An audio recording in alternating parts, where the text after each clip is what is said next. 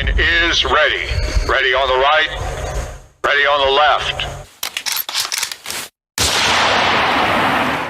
Hey everybody, welcome to this episode of Saved Rounds. We had a little bit of a break because I went on a break, and I'm back. So we've had a message on Sunday and Friday, and then we're back to Genesis on Sunday, and then 1 Corinthians on Friday. And as we always talk about things here, it's kind of like what's going on in the ministry, what's going on in the world, answering questions. So if you have questions, remember, you can always write them in to TheAnchorOceanside at gmail.com. Again, TheAnchorOceanside at gmail.com, and then we'll answer it to the best of our ability. I'm probably going to talk to Joseph about maybe what we can do, because we get a lot of questions from Friday nights too. And sometimes it keeps going later and later and later. Maybe taking the extra questions and putting them into here so we can answer them as well. But I hope you're doing well. I hope your week is starting out well. We're doing pretty good. The thing I think I want to focus on today to talk to you about is three specific things. Number one is, like, how do you know when you need to take a break? How do you know when you're just like, I need to take a break, I need to have a moment, or I got to go spend time with the Lord, or I need to just go be with family? Ministry is important, and there is burnout in ministry, and there are different aspects of burnout, and a balancing. And that's something I try to do. Hey, a break and burnout. So let's talk about this for a minute. Burnout with a break. So there are different aspects of burnout, from small to big. What I try to do is I try to make sure those who are helping, I'm paying attention to, and making sure they get a balance of a break. They get days off that they need. We always try to take a break around Christmas. So we always have the Christmas party, and then we take a break in the end of the month, and everyone kind of does their thing. This year is going to be a little different because of starting Sunday mornings. We're probably going to have the break from the other studies and then still continue with Sunday morning. But we take a break over Thanksgiving, and then, you got to know when you're doing okay and not okay. Like I said, ministry is important, but sometimes you just got to take that break. And then this leads into the next thing, spending time with the Lord. It's important we spend time with the Lord. We talked about devotional time and spending time with the Lord, slowing down. There's a lot of ways to go about it. In some aspects, some people, they're like, hey, I got to go fast and pray. Cool, go do it. Some people, it's just like, I just need that daily, in the morning or in the evening or both. And then you find different ways to just be with the Lord. It feels like life can get really busy, and everything can just take our attention and just really take away from what we're doing. And we're all guilty of it, and we all have things.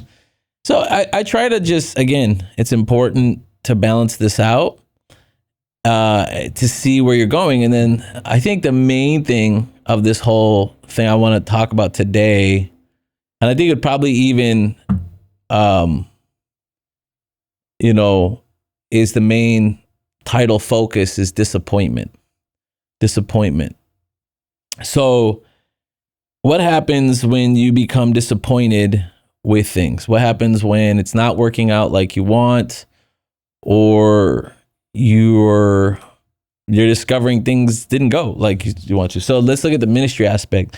You get involved in ministry, you get excited for it, you're doing well. Depending on your age, maybe you're young and you're feeling like, man, I got this. Maybe those first 3 months are exciting, all these things, but then you get disappointed because it's not going like you wanted. Things aren't coming to where you thought. It can happen. This can happen from anywhere from someone who volunteers once a month to once a week, to the pastors, to the leadership, to the board, to the elders, whoever, the senior pastor, even if it's a ministry that's not like directly a church, but it's a ministry with like, outreach or anything, disappointment can happen. So what do we do with it? And there's different levels of disappointment. You know, there could be disappointment of just you had high hopes for somebody and they just gave up, or they messed themselves up. There's disappointment of the doors closing on the ministry, meaning funding stopped and it's time to call it an end and move on.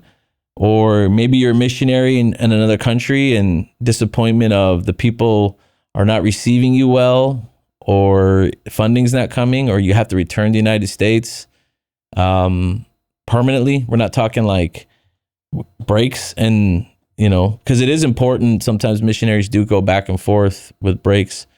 But these disappointments, what do we do? Well, number one, we pray and we take it to the Lord, and we talk to the Lord about this disappointment. Joshua, I think of Joshua chapter 7, he struggled with disappointment after they had a defeat going after one of the cities, and he couldn't figure out why. And it turned out that Achan had taken one of the accursed things and caused all kinds of problems. And Joshua was like frustrated and he's disappointed, and he's talking to the Lord about, what am I supposed to do? And the Lord started to make it clear, like, hey, there's sin in the camp. So there's that form of it. So even pastors who have been doing this for a long time, pastors that we can look up to, meaning, there's, pastors have been doing this for years and they're well known, and even they struggle with disappointment. So you have me who's like, man, I've been pastoring now for 12 years, and people who know me, I'm not some well-known pastor, nor do I desire to be. I don't want to get out there like, oh yeah, man, that's so-and-so. But I'm talking about people like sometimes that just the Lord has done a work in that we can look up to or get advice from, and they're well known and they go through disappointment as well. So, and the thing about it is they have been there, done that. And so they can encourage us as we sit down and we go, hey, this is where I'm at now. This is where I'm struggling. Just like if you were going through something and you want encouragement, you would find someone who maybe has gone through the same thing you've gone through to also later give encouragement to someone as you came out the other side. And disappointment's rough. It's rough. I mean, what do you do with it? So now, with that being said, I want to be clear too. I am not disappointed about anything right now. I'm not like something went wrong and that's why I took the break. It was just I needed it.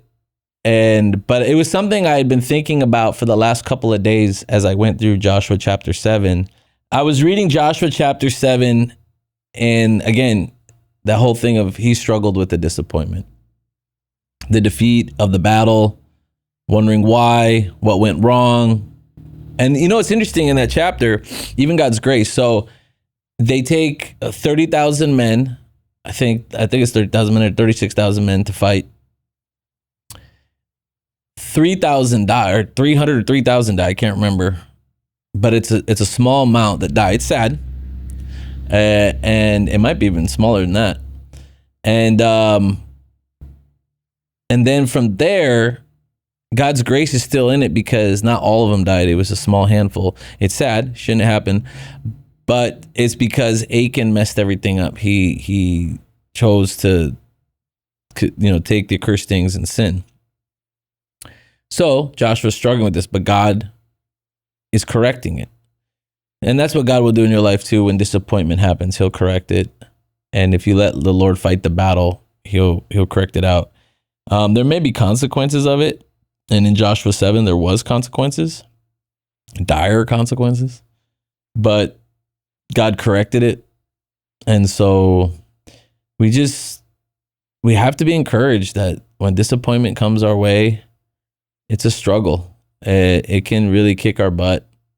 And this is why the Bible tells us to be anxious for nothing, but with prayer and supplication, make our requests known to God.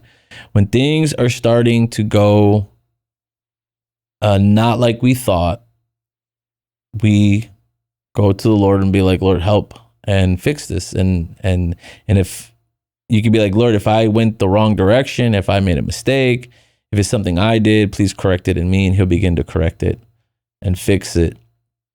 So that's something I just wanted to share with you about that. The big part about what happens when we have disappointment.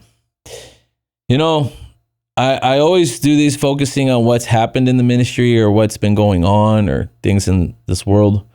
And like I said, the big things were just, burnout. It's funny, it all ties together. Burnout, spending time with the Lord, dealing with disappointment. Disappointment can lead to burnout. Burnout could lead to disappointment. And the fact is, you got to spend time with the Lord to get through both. And so, we can't just be busy, busy, busy. And I want you to be encouraged in this, just to seek the Lord. Now, you could be listening to this or watching it and going, I'm not in ministry. I do a 9-to-5 job in the secular world. I'm in the military. I'm a police officer. I'm a firefighter. I work at an airport. Or you can say I have awkward hours because I'm a doctor or a pilot or whatever it is. Same things can happen though, ladies and gentlemen. You can have disappointment in the job. You could have disappointment in the marriage. You could have disappointment with your kids. Kids making choices that you're like, man, what are they doing? Disappointment with other family members, from parents to siblings to niece, nephew, cousins, friendships, neighbors. You want to seek the Lord, because again, burnout can happen in those areas too. Burnout can happen about always being around your family and they're just rough to deal with. Burnout dealing with a neighbor or friend that you're just like, man, I need a break. Burnout from a job. A lot of people in the military get burnout, there's a lot of burnout from high risk jobs and high adrenaline jobs, burnout from just trying all the time. Maybe you're an entrepreneur or trying to be, or maybe, you're just self-employed in some aspects and you're just like, I am so burned out from trying to keep this afloat. I can't do this anymore. And I'm so disappointed that the results are horrible. You go to the Lord and you're like, Lord, show me where's it gone wrong? Is it me? Is it something else? Am I supposed to do something else? Am I supposed to be somewhere else? That kind of stuff. And then let's talk about the relationship aspect of this. Maybe it's a burnout of relationship. So if you're dating and it's going sideways and there's a burnout, that's easier to deal with sometimes of a breakup because you're dating. In a marriage, not so easy, Now, there are cases where people get divorced and it's good, like there's abuse going on or something like that. But, in the marriage, if the marriage is starting to have struggles of a burnout, you got to go to the Lord. You got to figure out something and pray. And you pray for your spouse and you're like, Lord, you got to help me with my attitude, help me with how I see things, and then help my spouse, help my wife, help my husband, help them to see what they need to do, and then see where this goes from here. If you're both following Jesus, I highly recommend keep going to church, keep worshiping together, read the Bible together. If you're coming across this today and, you're like, I don't follow Jesus. I'm going to tell you right now, Jesus is going to save your marriage. He's going to help you. And he's the one who will heal the wounds. Some people, sometimes it helps, sometimes it doesn't. They're like, we need to do a road trip. We need to go on vacation. We need to do something fresh and new. Yeah, those things can help for a season, and whether you follow Jesus or not. I mean, it's cool. A vacation together and spark, something in the marriage could be good. It also could lead to mega fighting the whole trip. I know couples that's what they needed, and they went and they had like a vacation time and came back like they were brand new newlyweds off their honeymoon. And I know couples that almost get arrested on the flight because they won't stop arguing the whole way on the flight, to the point that the air marshals have to get involved. So you don't want that. You let the Lord help you when you're dealing with burnout and disappointment. And then the Lord will then begin to empower you and things will get better. And you'll learn to move forward. If it turns out it's time to move on from a career or a ministry, have the Lord guide you. You know, if you're getting burned out because you're in the military and you're just done, Lord, what do I do now? Where do we go now? You know, if the ministry, you're getting exhausted, Lord, do I go on a break? Do I leave the ministry? Do I go to another place and relax? Do I go into a different ministry? What do I do? And I've seen that.